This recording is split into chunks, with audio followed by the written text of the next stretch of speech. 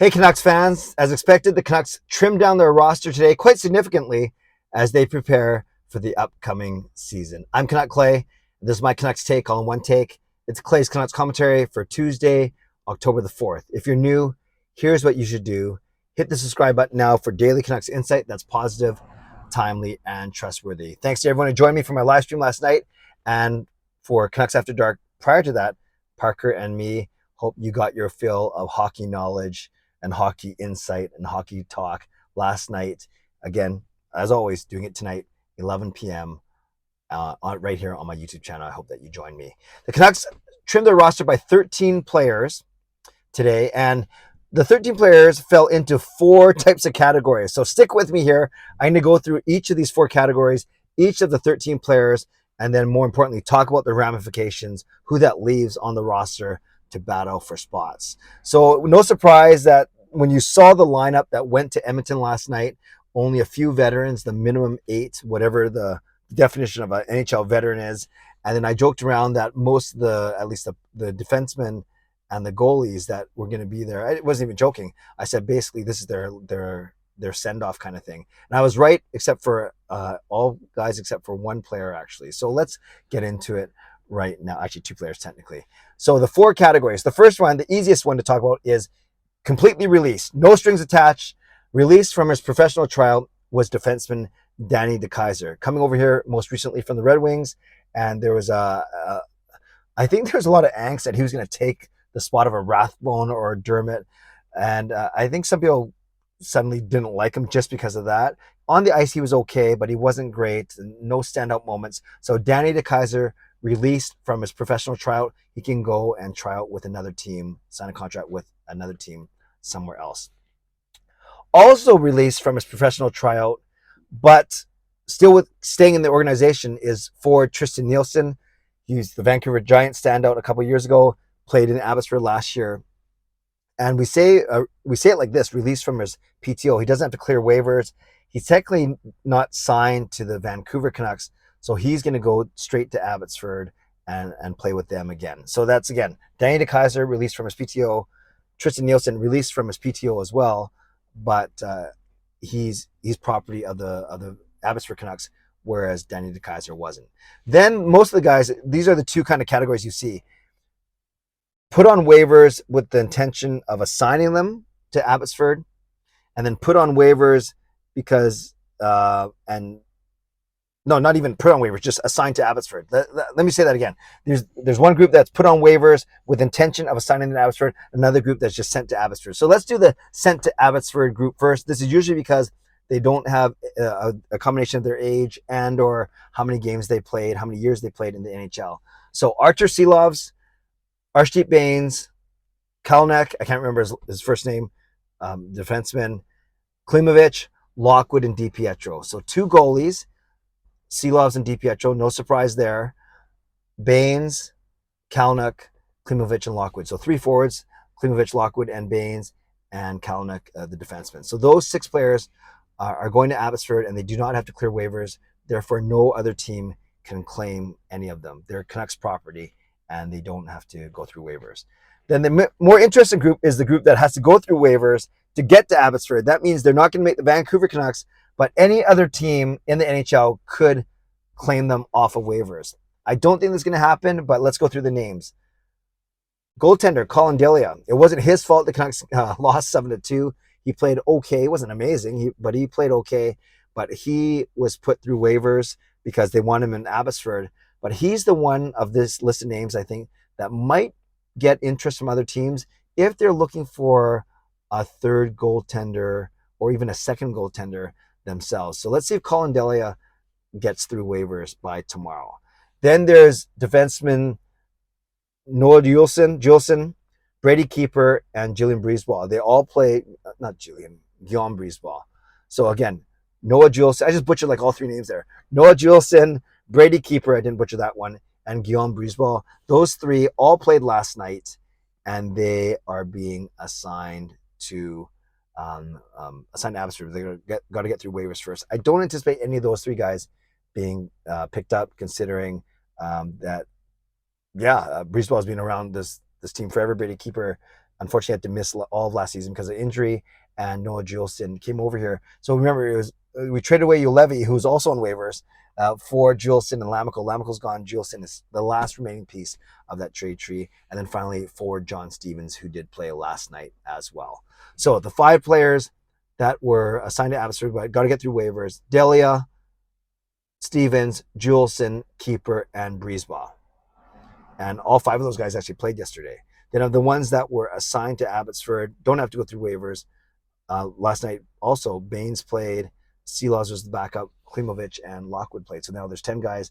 Nielsen played yesterday, released by going to Abbotsford, and DeKeyser played yesterday, released completely outright. So 12 of the 20 guys dressed for yesterday are gone.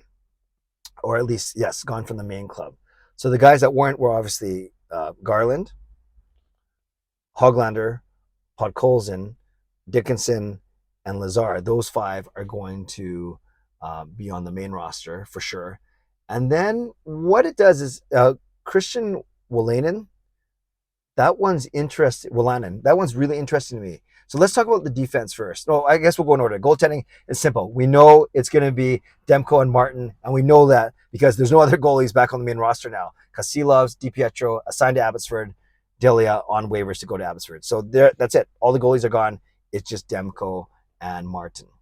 On the blue line, there are still 9 guys. And if the Canucks, which I think they're going to do, is going to go 13 forwards and 8 defensemen, that means they got to cut one more guy. So we know it's Hughes, OEL, Myers, Shen, Pullman, Rathbone, Dermott, Kyle Burrows, and Christian Wolanin, which is pretty exciting. And obviously, the Canucks have been happy with what they've seen from Wolanin.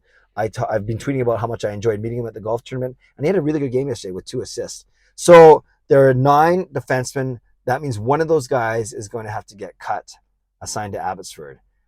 We know it's not going to be Hughes. We know it's not going to be Oyel. We know it's not going to be Myers.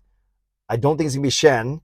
And then I don't think it's going to be Dermott. The question with Dermott is whether or not he just starts on the injured list. And I don't think it's going to be Rathbone. So I think it's going to be between Pullman, Burrows, and Wolanin. One of those 3 guys will not make the opening night roster. And then up front, very interesting that still there's Sheldon Dries, there's still Linus Karlsson, there's still Phil DiGiuseppe, and there is still a missing one, Dries, Niels Amon. So those 4 guys, I think, are battling for 1 or 2 spots. If we say that the 4th line is set with Dickinson, Lazar, and Joshua, gotcha. And then of the top 9, if Mikheyev and Besser were healthy, then we know it's the 3 Russians, it's the 3 centers, and it's the 3, the North American wingers, and Garland, Besser, and Pearson. But if Besser's not going to start the season, that's for sure. If Mikheyev may not start the season, that means there's 1 or 2 spots left for Karlsson, Amon, DiGiuseppe, and Dries. I think DiGiuseppe might do it.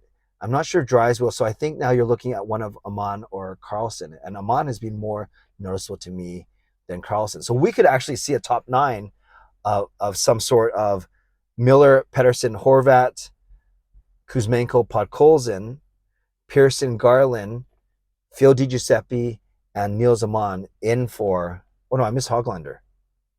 Sorry, let's try that again. So the top 9 we would see would be Horvat, Pettersson, Miller, Mikheyev, Podkolzin, Kuzmenko. I'm just watching a guy almost get in a car accident here. Kuzmenko, Podkolzin, that's 5. Garland and Pearson, that's 7.